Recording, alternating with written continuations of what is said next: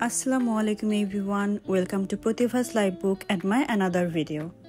আজকে আমি একটা আমের জেলি রেসিপি দেখাবো। জেলি রেসিপি তৈরির জন্য প্রথমে আমের খোসা এবং আটি ছাড়িয়ে ছোট করে এগুলোকে কেটে নিতে হবে। এবার একটি পাত্রে পানি গরম করে যতটুকু আম নিয়েছি পরিমাণ মতো লবণ এবং আমগুলোকে দিয়ে দিতে হবে। এই জেলিটা তৈরির জন্য কিন্তু আমরা কোনো রকম জেলাটিন, আগার আগার পাউডার অথবা কোনো ফুড কালার ইউজ করিনি। তাছাড়াই এটা রং বেশ ভালো এসেছিল। আর এই জেলিটা কিন্তু পাকা আম, কাঁচা আম দুটো দিয়েই তৈরি করা যাবে।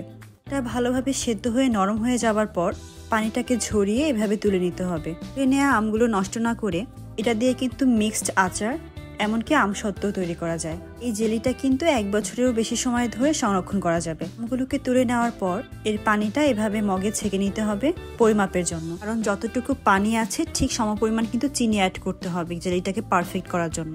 এখানে আবার পাতিলে সেই পানিটাকে ঢেলে এখানে চিনি মেপে অ্যাড করা হচ্ছিল। আর চিনি অ্যাড করার পর কিন্তু কিছুক্ষণ পর পর এভাবে সুন্দর করে নেড়ে দিতে হবে যেন চিনিটা নিচে জমে লেগে না যায়।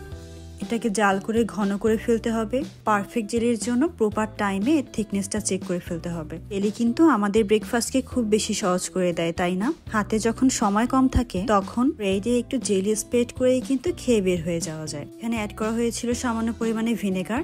আর আম্মু এটাকে কিন্তু বড় পাতিলে ঢেলে নিয়েছিল সুবিধার জন্য। আর এখানে কিন্তু আম্মু থিকনেসটা চেক করে নিচ্ছিল।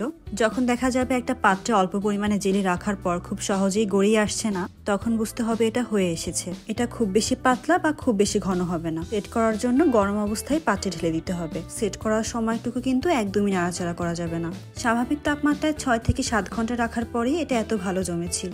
So it's the final look. Thanks for watching. আল্লাহ হাফেজ।